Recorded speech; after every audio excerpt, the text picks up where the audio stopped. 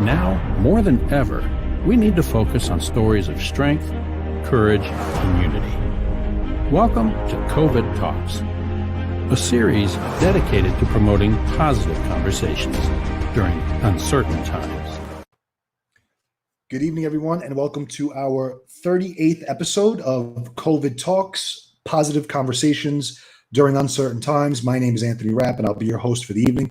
If you're joining us live, thank you so much for tuning in. We appreciate it. If you can take a moment, go to the bottom of this post, of this page, wherever you're watching it, click that share button. This way we could share the post and get some more people watching. We greatly appreciate it.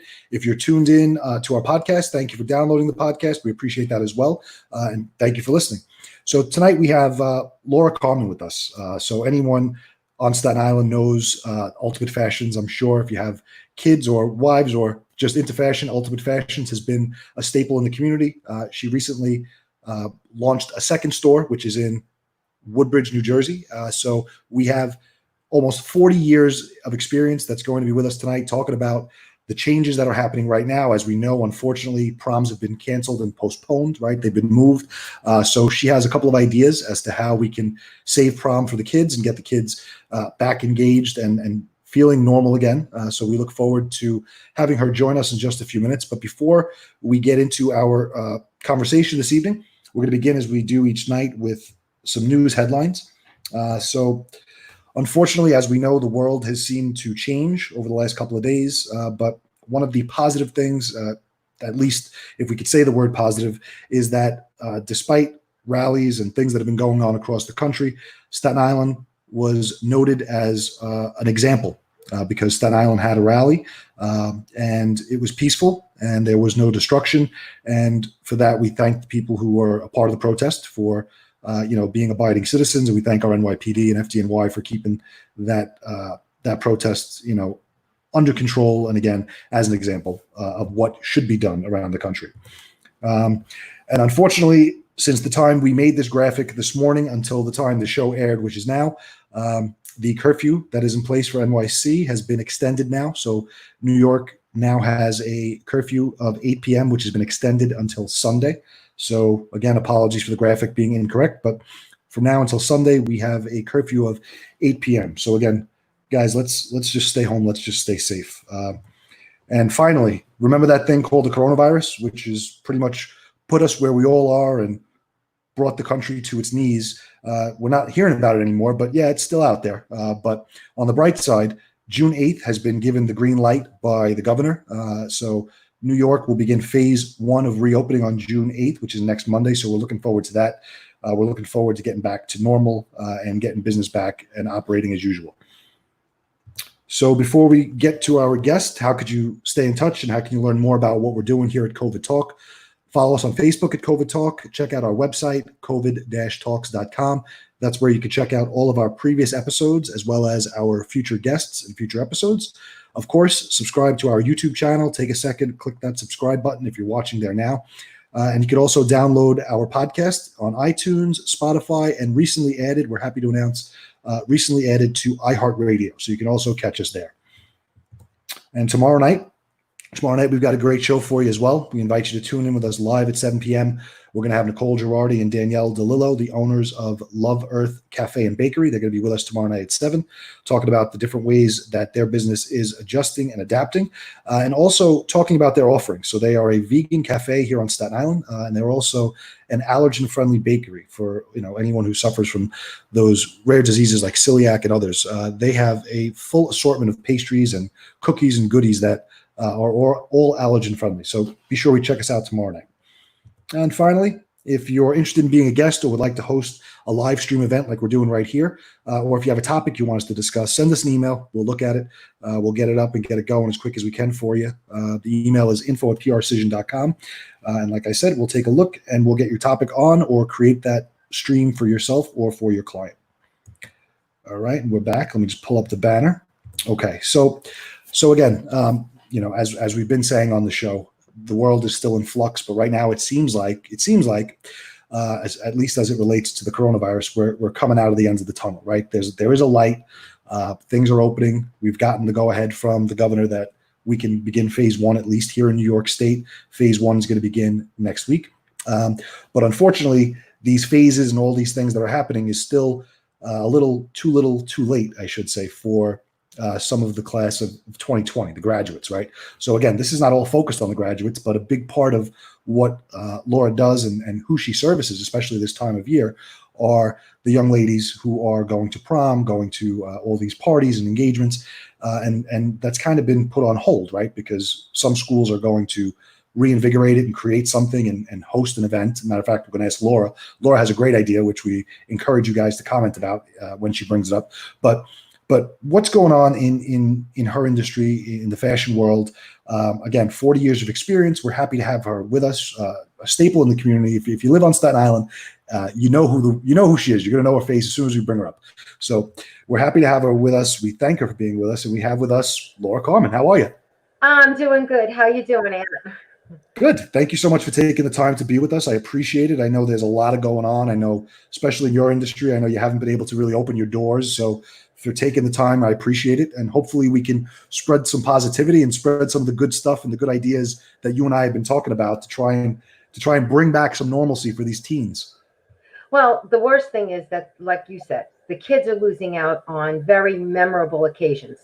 And I've been doing this over 39 years total. I started out in Staten Island. I actually built the Staten Island Mall and connected what was Macy's and Sears and built the upper level. That's when I worked in construction. But I am from Staten Island. My heart's in Staten Island. And I'm very big on doing anything I can for Staten Island. Good. So before, I don't want to interrupt you, but go back a little, pull back. So I've known you for years and I didn't even know you were in construction. So give me a little bit about your background and your history. I actually worked for a company by the name of Morse Diesel Construction, and I built the Staten Island Mall. That was one of my projects. No one knew. No, nobody knew. Absolutely nobody. And there was a very nice lady by the name of Denise Garbarino. My cousin came up with the crazy pants, the California crazy pants, the stuff that you used to wear that looked like clown pants. I'd be lying if I told you I didn't have them because I still have them, just so you know. Okay, so my cousin actually invented them. And he approached me and asked me if I wanted to sell them. And I walked into the management office and I had spoken to Denise. And I said to her, listen, I've got a great idea for a new product. And Denise turned around and said, why don't you sell it? And I said, you got to be kidding me. And she said, no.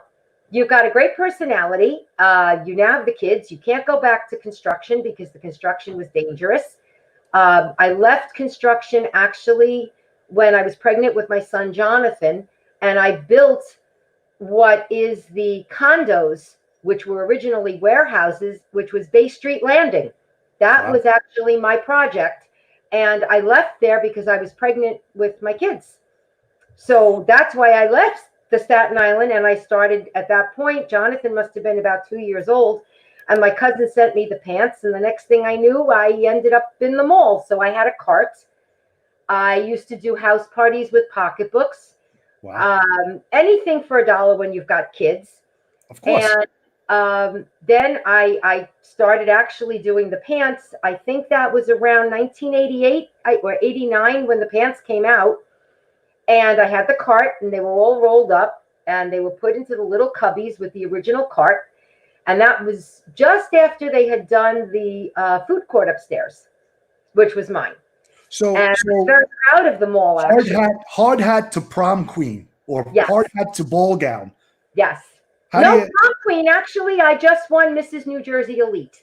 Wow. Okay. So I even went as far as prom. Yes. And so tell me about that story. How do you go from hard hat to crazy pants, which I still own, to now Ultimate Fashions, which is a very recognizable brand in the fashion industry here on Staten Island, there in New Jersey.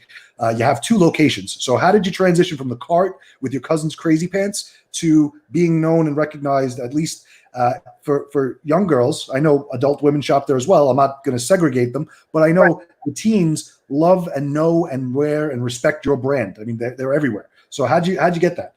Okay. Well, what happened was we started out, again, like I said, there's a cart with the pants, and the pants started to kind of disappear, at which point we started doing outfits, one size fits all, that were hand studded, hand painted outfits. So we used to get the blanks, and we started studying and doing the outfits. And we were in the cart. We were downstairs, lower level Macy's, outside of Stewart's and Tom McCann. Wow. Tom McCann. There we go. Back a really long time. And we went from there. And I went through a very bad divorce, and I had the cart, and I got remarried, which actually I met my husband through the Staten Island Advance through an ad. There we go. Shout out Staten Islander. And he and I moved to Jersey, at which point we took the cart into New Jersey, which was 26 years ago in April. Wow. So we're married. Yeah, we're married 26 years in May. And we brought the cart over to Woodbridge, and I had sweater sets. And then I got pregnant, and I started a Mommy and Me line where I had the cute little matching Mommy and Me outfits. And then I went from there. The Red Hat Society started to come out. So I started doing the red and purple, and I was in my 40s at that point. My daughter, who is now in her 30s, wanted a Sweet 16 dress type looking prom dress, which was a ball gown. And I contacted one of the designers that I've now become very friendly with. And I said, I'd like to carry your line. And my daughter is in love with this dress, and I can't find it anywhere.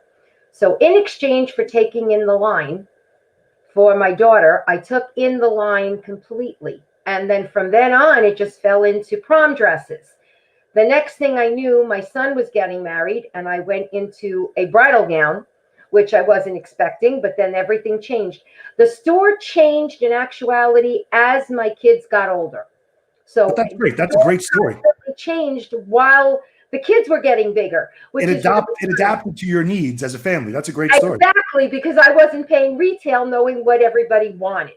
Very smart. When did you transition from the cart to the big, I mean, I don't know how many square feet it is, but I've been in the store many times. It's a big store. When did you transition? All right. So in Woodbridge, I transitioned from the cart into the store back in 2010. That store was 800 square feet, and boy, were we squashed. We then moved upstairs about 5 years ago. But being my heart was always in Staten Island, I decided about 10 years ago I needed to go home. So I decided to open up Ultimate Fashions 2 on Amboy Road.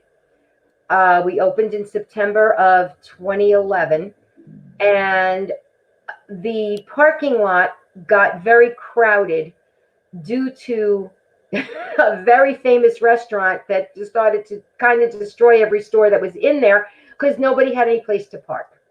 At which point I went back to the Staten Island Mall, where I had had a very good reputation, oh my goodness, since 1979, because there were still people there that knew me from when I did the construction. And they said, well, why don't you come back? So they offered me a very nice location downstairs outside of Macy's, which was the Mandy's spot, which is where I started back in the mall. And then when they did the renovation, they moved me upstairs to the old hair salon. Gotcha. So at that point, I was upstairs where Primark is now, and that's where we currently are. And we've been in that location now for 5 years. So we have two very large stores. Right. I know. I was familiar with the one in Staten Island. I know that one on Amboy Road was big. That was tremendous. So, you know, unfortunately, we're on lockdown. We're under quarantine. But how are you still interacting with clients, with the girls, still trying to get them? If I tell you the story, you are going to fall off that chair. Wow. So what I've been doing is I've also been doing pageant. My youngest daughter, which is now turning 25, was asked to go into a pageant around her 15th birthday, which got me now from prom into pageant. So I not only have prom and bridal, I have communion, I have christening, I've got everything. I feel like a little mini department store in both of my stores. And we're going to pull up the website so people can see it. Thank you. And what happens now is we're doing pageantry. And because a lot of my clients can't shop, I actually did some live Facebook videos, which right now I think there's about 8 or 9 of them on my Facebook page, showing different products And what I've been doing is I've actually been talking to customers either virtually, like you and I are discussing now, or I've been talking to them on the phone. We've been chatting through Facebook. We've been chatting through Instagram. And it's just a matter of, can I get the product and how fast can I get it? But you're still servicing clients. So you've adopted and created these ways, whether it's Facebook Live you mentioned, or whether it's Zoom, or whether it's Instagram. You can still, girls out there, young ladies out there, older women out there, you can still interact with you and get almost a virtual sizing. I don't know if that's what it's called, but you can work through it, and the process would be similar to if I came to the store. Yes. And what I've been doing is, as I'm talking to people, I'm basically telling them, listen, this is how you have to measure, because their sizing is not equating to the sizing they think they are. Right. So, like, for instance, in a 29-inch waist, which is my waistline, I can wear anywhere from a 6 in Giovanni to a 14 in Sherry Hill, depending on the cut of the dress. Okay. So for a customer to turn around and say to me, Laura, I'm an 8, I'm going to go, I'm sorry, I need your measurements. At which point we sit on the phone, or we're doing it virtually like you and I are doing. And I'm turning around and going, okay, give me your bust, give me your waist, and give me your hip. Gotcha. And I'm showing them exactly where to measure themselves so they know exactly what they're doing. That's like, I like to think I have a size 34 waist, but that's not true. But I like to think I do. All right. What you're measuring is your waist may actually be the upper part of your hip, because if you're measuring your pant, men don't wear their pants the same way as a girl. Right. The waistline for a girl, believe it or not, is the curvature in their body, which is, if they're wearing a bikini, is the smallest part of their body. Most girls measure in the wrong place, and they measure an inch or two down from where they should be, which is why when they give me their measurements, they're not accurately fitting where they should be. I was kidding. 34 inches is my thigh, nowhere near my waist size. So I know what I'm dealing with. I just, I've learned to live with it. And thank God my beautiful wife still loves me. So I'm all right with it. So I put in the comment section the website. That's one way people can get in touch with you. And what other things are you thinking of? So now let's touch on what you and I were talking about. So you have some great ideas about proms and setting up new proms. And I've got something that I'm working on, because everybody's prom has been canceled. Everybody that I'm talking to is devastated. And I have an idea that I have in the works, which will be open to girls that shop by me. Of because course. Obviously we're trying to get the girls to shop by me. And a lot of girls did not get a chance to actually purchase their dresses, or they're not having a chance to, do their actual prom. Right. So I've got several things in the works. One is I've contacted a couple of different photographers that will allow girls that have purchased by me a discounted rate of getting their pictures, at least for their prom dresses. Okay. And again, it's a discounted rate because they've purchased their dress from me. There probably would be a little bit higher rate if they didn't get their dress from me.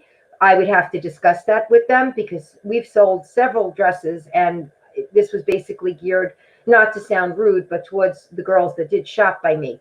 The other that's fair. There's nothing wrong with saying that. You're providing a service. You're putting it together.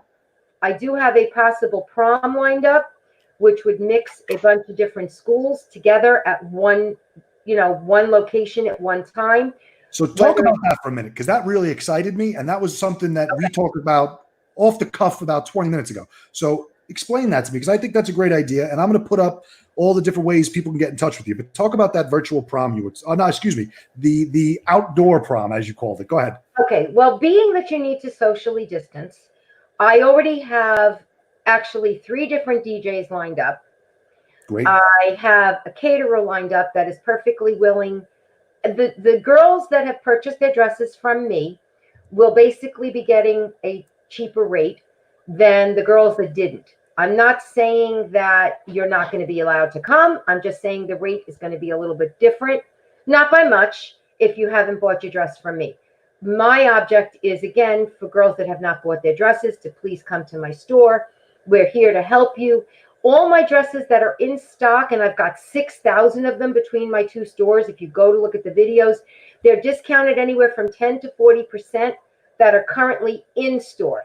However, should you want to order a dress, then obviously I can't give that kind of a discount. Some of the designers have been giving me discounts for stuff that they do have in stock, because at this late date, they're trying to get rid of what they have also. So I've been negotiating with the designers. Once the girls have said to me, listen, I want a Jonathan Kane. Here's the dress. It's $570. I really can't afford it.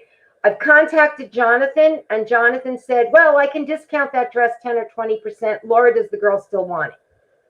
Wow. So that's great. I've discounted, and I've spoken to Tees Prom, which is my plus size line. And I have girls that the dresses are normally anywhere from $400 to $600. And I've spoken to them. They've actually given as much of a discount as 40%, depending on what they had left and how many dresses they had left. Wow. So designers actually are cutting deals with me where every other store is closed. They know I'm still trying to make sales for them. So I've been working with the customer and working with the designer, and the designers have been drop shipping straight to the customer, which is even better. Contactless, yeah. No risk, that's the way to do it right now. I would think that that's a great system. So I'd rather make $50 than make no money at all, because $50 in my bank is better than no money in the bank. Exactly. So let's shift gears a little bit. I have two questions I want to ask. So the first is kind of, I mean, I'm not going to say it's a layup, but I'm sure you have a great answer for me because you've been involved with it so long. But fashion in and of itself, now I'm not talking prom, I'm not just fashion as an industry. It means a lot of different things to a lot of different people. So with you, what does fashion mean to you with your background, your experience, your stores? When you hear fashion, what does that mean to Laura? Fashion to me means that you're dressing properly, you're catching someone's eye, and it doesn't matter whether you're the center of attention or not, because I'm the type of person that I don't care what anyone else is wearing. If I walk into a room and I feel good with what I have on, then that to me is a statement. It doesn't matter what you're wearing. If you look good and you're wearing the right clothing for your body type, then you're dressed properly. Fashion is what is current and looks good on you. Good. I like that one. I didn't know where you were going to go with it. I knew you were going to give me something good, but I like that. So let's shift it a little bit again. So how do you think, and this is a difficult question, but it's just an opinion, right? So you can go with it. But what do you think the current state of affairs, the coronavirus, being locked and pent up in the house, do you think this causes a trend or a shift in fashion in any way when the world is reopened? Do you see this affecting what men and women wear in the day-to-day? Or you think it just reverts back to, I'm going to go back and get what I've always bought for the last 10 years and I like Nike or I like Jordan? Or do you think there's any trends that we're going to see? It's going to depend on everybody's price range and budget. Okay, that's a good point. At this point. Because you may not walk out and buy $100 pair of sneakers when you've been on unemployment and you've got $100 a week coming into your pocket, because you don't know what is going to be the outcome of somebody's job. That's a great point. So like for me, let's say I was making $100 a week on unemployment, but I'm getting the $600 a week, which is extra. Okay. The truth of the matter is, I don't want to spend the extra $600 because that extra $600 technically wouldn't have been my normal salary. Right. So to me, that extra money should be going away someplace to put away, because with things being where they are, like let's say I have 4 girls working for me. I may not be able to bring 4 girls back on to work for me.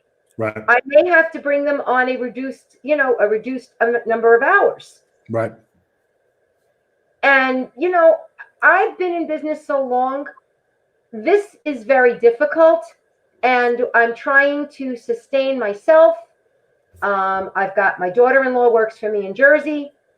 I've got a lot of employees, and I don't want to let anybody that's been behind me and helping me through this all this time to feel like she was using me. That's not my goal. My goal is, okay, well, you know what? I don't have 5 days to give you. How about 1 day a week or 2 days a week, and we can work out something as far as I need to keep you because I don't want you to feel like you're being left or I don't need you. Right. Well, I think you're in a similar position as every business owner who's been on the show, and probably every business owner on the island and around the country. You know, as an owner, you're not trying to discredit or lose employees, but when revenue is not coming in and there's nothing to pay them, you're forced to come up with creative options. But what you're saying makes sense. And you've been around so long that I don't think any one of your employees or the public that frequents and shops and supports you, I don't think they would get that perception. So I think you'll be okay with that. Right. We just got, actually, I don't know if you read today's Staten Island Advance. We were actually interviewed by the Advance. I missed that. Oh no, yes, I saw it. That was actually a beautiful piece written by Tracy Pupora. Shout out to Tracy. Tracy is probably I'm going to get in trouble for saying this, but one of the best journalists at the Advance. She's going to be on the show sometime next week. So we love Tracy. Yeah, she did a great job. She had reached out to me and she said, how can I help you? And I said, to tell you the truth, I want people to know I'm not going anywhere. My intention is to stay. The problem lies, and please don't take this wrong, Anthony, the PPP had very good intentions, right, but unfortunately was not put together properly for a business like mine. Right. Because a business like mine needing to use it within 8 weeks, not given enough money, which is what Tracy said to me, it didn't help to sustain me at all. Right. And fortunately, the landlords want their rent, and I can understand that too. Because I had that conversation today with the mall, seeing how can it work for everybody so that it's not another empty store. Victoria's Secret is closing. GNC is closing. JCPenney's, I don't know if they're closing. Some of the stores are, some of them aren't. Everybody is in trouble because everything that's going on. But the problem is, if you're not going to budge and help, then everyone is going to close. And then a mom and pop shop like me that's been around as long as I have is the person that's going to where the problem is going to be, because I'm the one that's going to hire that child and give them a job and give them a chance and show them how to dress. Because that's what you want to do. You want to teach them the right way. Some people will say, well, you know what? That's rude. No, it's not rude. It's trying to educate the person that comes into your store to say, this is the right color for you. This is the right style for you. This is the right size because the designers cut differently. Not because you're saying to them, hey, I'm a 2. That's correct. You're a 2, but not in these dresses. And to buy something because someone says, I want, can I do that? Yeah, I can, but I have a heart. And you know me a long time, and I've done a lot of fashion shows for you with the high school. And you know, every time I've done a show, those girls have looked amazing. Oh, yeah. Absolutely. Yeah.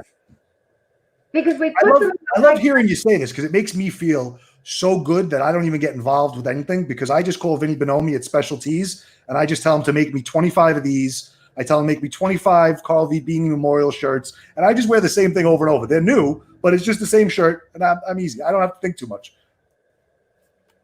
But you're right. There's a lot more that goes into it. Do you ever try wearing red? I have this shirt in red. Oh, you should try it in red. I have red. Vinny does everything. Vinny prints in all the colors. Same day, he's the best. So he's my fashion designer. So shout out to Vinny Bonomi. Thank you. I appreciate that. But you're right. When it comes to women's fashion or men who are more fashion forward than I, it's not just picking up something off a rack. You need to understand material. You need to understand how it fits, how it's going to look. Will it shrink? How do you care for it? I got you. So, and this is the stuff that you're teaching the people, and this is what you're passing on, not only to customers and clients, but also to people, the young women and men who are working for you, which is important. Correct. I mean, you can shop in a Windsor, but if you come in and take a look at the difference in the fabrics, the quality, the sizing, there's nothing wrong with Windsor if you want to spend that kind of money. It's a wash and throw, or the same thing with H&M. Okay. But if you're looking for fancy evening wear, then you need to look at a different page. Right. Because you have to look at the fabric, you have to look at the styling, you have to look and see how it's falling on you. If you've got a budget, that doesn't mean that I can't work in your budget. It just means that you're not putting on the Giovanni, you're not putting on the Sherry Hill, Right. and you're going to need to put on something that fits your body type, that's got the same styling as they do, at a little bit lower price point. Which is good. So basically, you have something for everyone. Right. That's but fair. There are people that do take an insult when they come in and they go, well, I want to spend $100. I feel frustrated because at that point, it's like buying a t-shirt.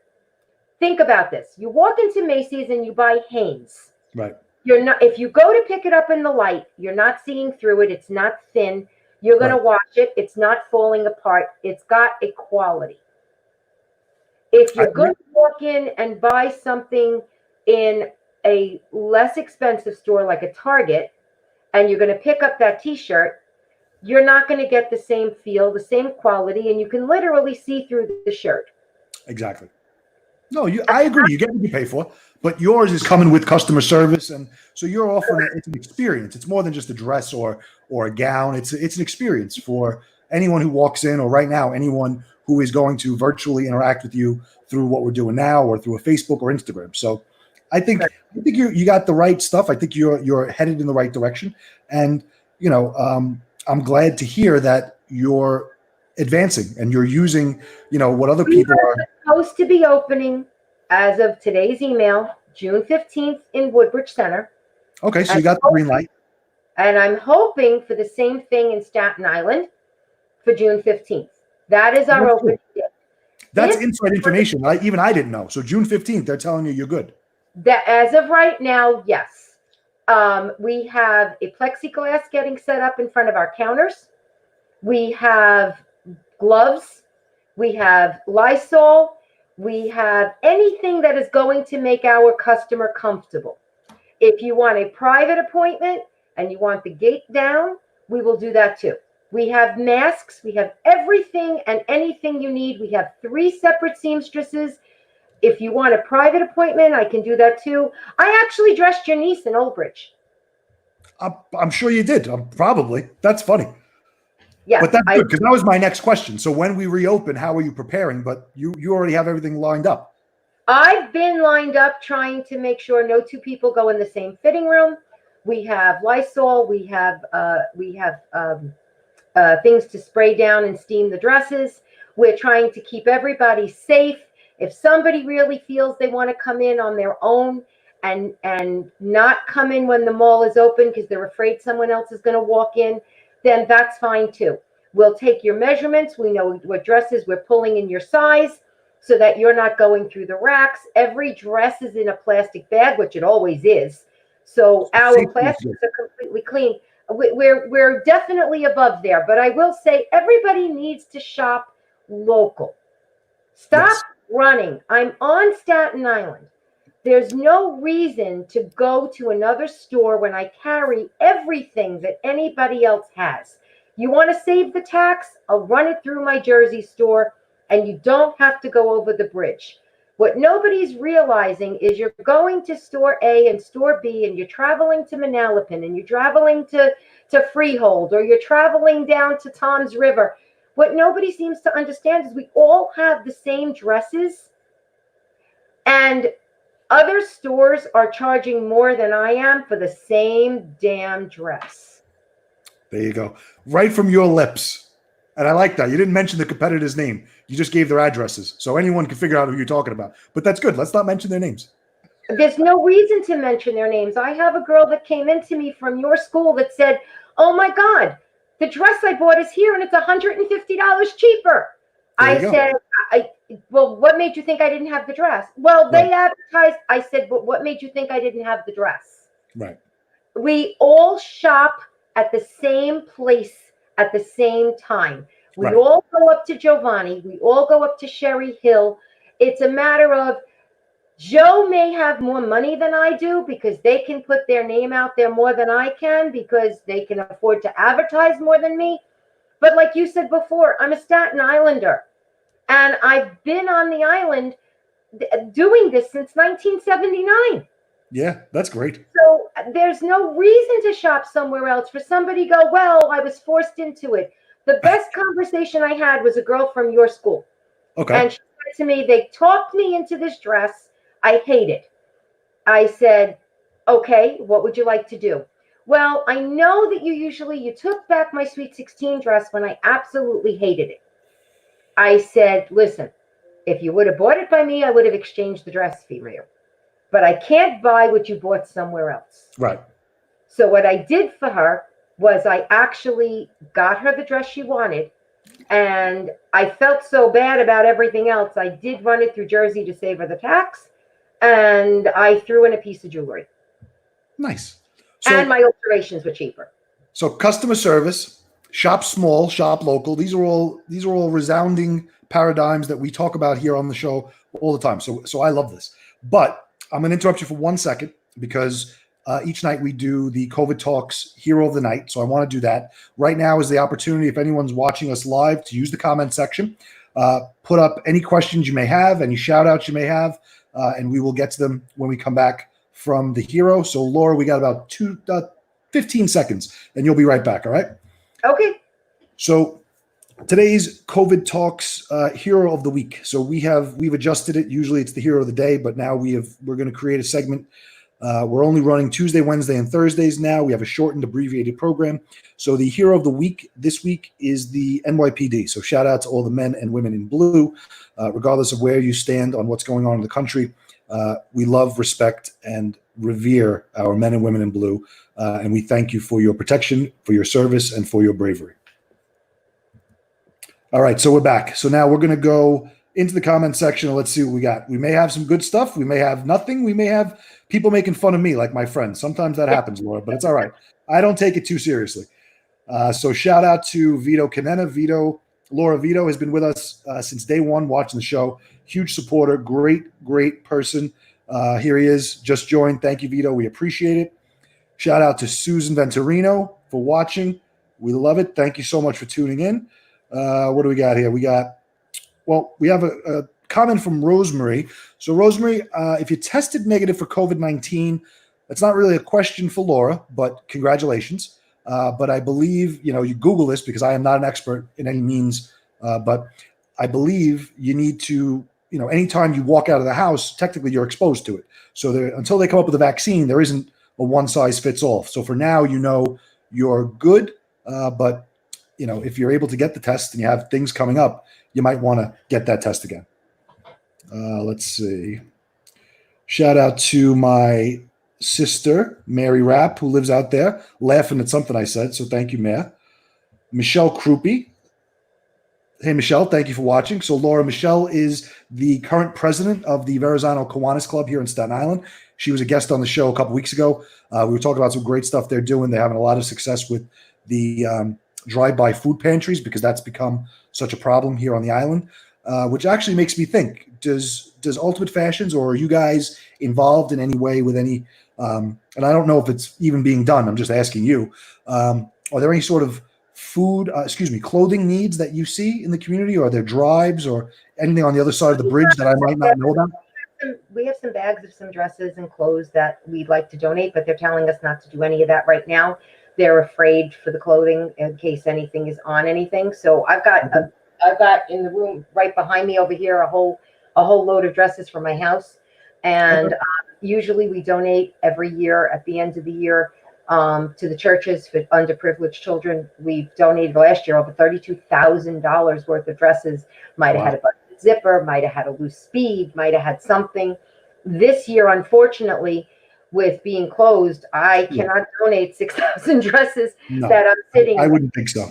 Right. Okay. But I am, like I said before, I'm trying to figure things out. So if people have not had their prom and have not bought their dresses and they want to reach out to me, I do have a possibility running that we are trying to create a prom for the girls. The schools, unfortunately, haven't come up with anything. And I've already been contacted by certain parents.